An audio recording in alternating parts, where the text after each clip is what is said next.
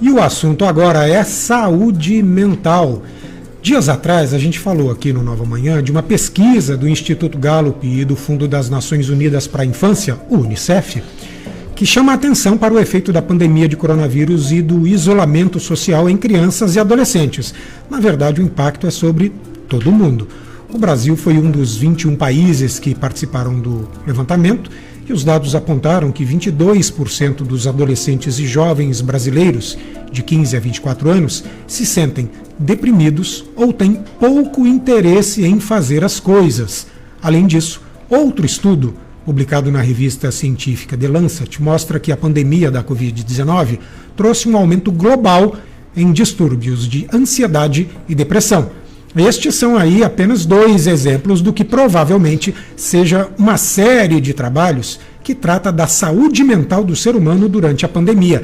E quem vai conversar um pouco com a gente sobre isso é o psicólogo Rui Matheus Joaquim. Como o currículo, Rui, é muito longo, mas a gente vai falar dele, principalmente em próximas oportunidades, porque o Rui passará a ser colunista semanal nosso aqui no Nova Manhã Araçatuba de saúde mental. O Rui, que além de psicólogo, também é professor universitário e doutor em ciências, com ênfase em neuropsicologia. Bom dia, Rui Matheus Joaquim, tudo bem? Bom dia. Muito bom dia, muita satisfação estar participando com vocês aqui. Vamos lá. É isso aí, estamos aí para servir. É fato, então, que a Covid-19 piorou a saúde mental das pessoas de forma geral em todo o planeta. Sim, pelo menos esses são os indicadores que a pesquisa tem apontado, né? Um aumento expressivo em todos os domínios, né, de sintomas que apontam condições psicopatológicas, de maneira geral. E aí o que fazer? Como controlar as emoções e os sentimentos, se é que isso é possível, né? Sobre forte estresse, realmente é bem possível que em circunstâncias adversas esse controle ele seja bem reduzido, né? O que a gente recomenda fundamentalmente em casos de maior gravidade é a busca por um auxílio profissional, né, de um psicólogo, de um psiquiatra, para que você possa manter essas condições sob controle, sob tratamento, evitando desfechos mais graves, né? Inclusive um dado de uma pesquisa que eu conduzi junto de um grupo chamado SAMB, né, que é um grupo nacional chamado Saúde Mental Baseada em Evidência.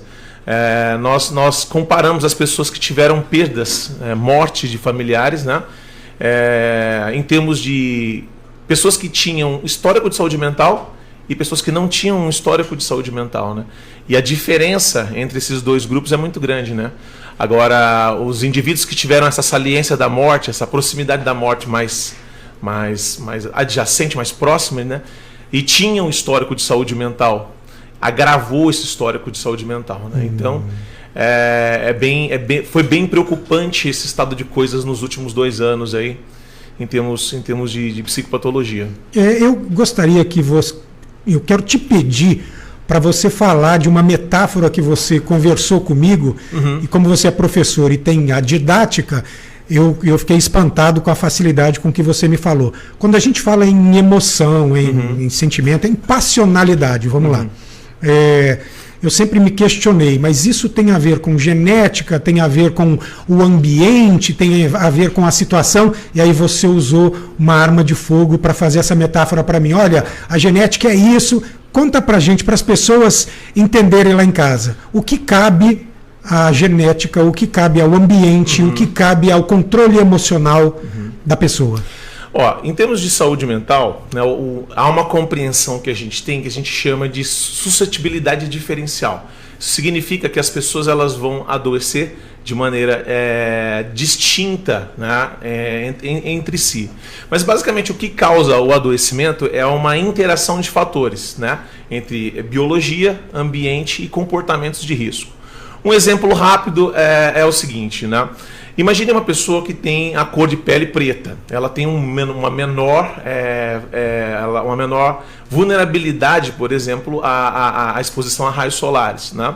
Contudo, se ela não tiver cuidados em desenvolver comportamentos de proteção, por exemplo, usar protetor solar ou evitar a exposição, né, a lugares muito abertos ao sol, isso não vai impedir que ela desenvolva né, algum tipo de problema dermatológico nesse sentido. Contudo, mesmo que ela tenha esse fator de vulnerabilidade, de protetivo em termos genéticos, né? O que não vai acontecer com uma pessoa de pele branca, né? Então, como você pode ver, há uma interação entre a sua característica genética, né? Os seus comportamentos de risco e o seu ambiente. A pandemia, ela inaugurou, então, um grande ambiente coletivo de estresse, né? E aí você tem pessoas, então, que de acordo com as suas características psicobiológicas e de personalidade, são mais vulneráveis a determinados estressores. Então elas vão responder diferencialmente, né? Então a gente tem um mesmo estressor coletivo para pessoas que têm características diferentes. Então elas vão reagir de forma distinta a esse estressor. Mas este mecanismo de adoecimento a gente chama de modelo de diátese e estresse, né? Então algumas pessoas vão ser mais resistentes a determinados estressores e isso pode ser um fator protetivo para o desenvolvimento. Outras pessoas vão desenvolver-se mais rápido. Mas a metáfora que tu procura, que você quer, é a ideia que a genética ela carrega a arma, né? A psicologia da pessoa faz a mira e o ambiente puxa o gatilho. Então, uma outra metáfora que vai ajudar o ouvinte a entender melhor essa situação é o seguinte: o milho de pipoca ele tem todas as propriedades genéticas que ele precisa para virar pipoca. Mas para virar pipoca, ele precisa ser exposto a um ambiente específico, a uma temperatura específica. Se você colocar um feijão no meio daquele milho de pipoca, né, mesmo que ele esteja sob as mesmas condições, ele não vai desenvolver aquele processo. Então, o adoecimento mental, ele, por analogia, funciona muito nesse sentido, né? Ele depende de uma interação complexa entre fatores genéticos, ambientais e comportamentos de risco para que ele possa se desenvolver.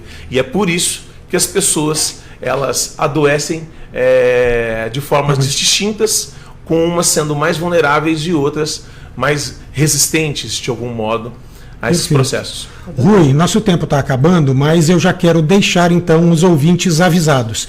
Toda semana, sexta-feira, você estará aqui com a gente e nós vamos começar, por inclusive iniciativa e sugestão sua, uma série sobre emoções. Perfeito. Ótimo. Então, a partir da semana que vem, o Rui vai falar de ira, de... Quais são as emoções, Rui? Vamos começar com as emoções básicas: raiva, alegria, medo, nojo e desprezo. Perfeito. Cada coluna nós trataremos de uma emoção específica. E você que tiver dúvidas, quiser perguntar alguma coisa especificamente, manda pra gente que nós repassaremos ao Rui. Rui, muito obrigado pela entrevista. Bom dia, bom final de semana. Bom dia. Bom dia. Estou no meio de vós como aquele que serve. Aí sim, hein?